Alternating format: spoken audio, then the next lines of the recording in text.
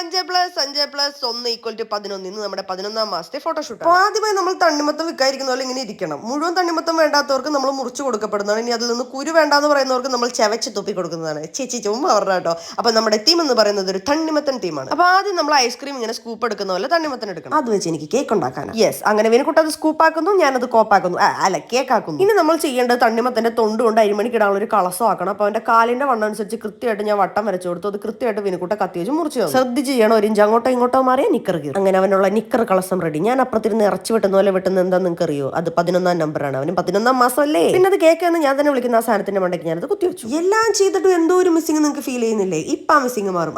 ദാണ്ട വണ്ടടാ അല്ല വന്നടാ ഉള്ളത് പറയാലോ. കളസത്തിന്റെ അളവ് കറക്റ്റ് ആയിരുന്നു, അതുകൊണ്ട് വലിയ കുഴപ്പമില്ലാണ്ട് അങ്ങ് സെറ്റായി. തണ്ണിമത്തന്റെ തൊണ്ട് ബാക്കി വന്നുകൊണ്ട് ഒരു ബോയും വെട്ടി അതും അങ്ങ് നെഞ്ചത്തോട്ട് ഒട്ടിച്ചു വെച്ചു കൊടുത്തു. പിന്നെ അവനെ ചിരിപ്പിക്കാൻ വേണ്ടിയിട്ടുള്ള കലാപ്രകടനങ്ങളാണ് നിങ്ങൾ ഇപ്പോൾ കണ്ടുകൊണ്ടിരിക്കുന്നത്. കളർഫുൾ ആവട്ടെ എന്ന് വിചാരിച്ച ഒരു ചെറിയ വർഷം തണ്ണിമത്തം കൊടുത്തപ്പോൾ തന്നെ അവനങ്ങ് ചന്തോയമായി. നോക്ക പാൽപ്പുഞ്ചിരി അച്ചടാ. ആരും മേടിക്കേണ്ടത് ഞങ്ങളുടെ വീട്ടിൽ നുഴഞ്ഞു കയറിയ ഭീകരനല്ല. ഇത് ഞങ്ങളുടെ ക്യാമറമാനാണ്. അവനവന്റെ പണി ചെയ്യുന്നു. കുഞ്ഞിനെ ചിരിപ്പിക്കാനുള്ള ഞങ്ങളുടെ പണി ഞങ്ങളും ചെയ്യുന്നു. അങ്ങനെ ചന്തോയം നിറഞ്ഞ കുറെ പുഞ്ചിരി ഞങ്ങൾക്ക് കിട്ടി കേട്ടോ. അപ്പൊ ഇത് മിനി വ്ളോഗാണ്. എല്ലാ പ്രാവശ്യം നമ്മൾ ഇങ്ങനെ ഇടുന്നത്. ഇതിന്റെ ലോങ് വീഡിയോ വേണമെങ്കിൽ നിങ്ങളത് കമന്റ് ചെയ്താൽ മതി. അത് ഞങ്ങൾ ഇട്ടുതരാം. അപ്പൊ ഇനി ഫോട്ടോസ് നമുക്ക് കാണാം.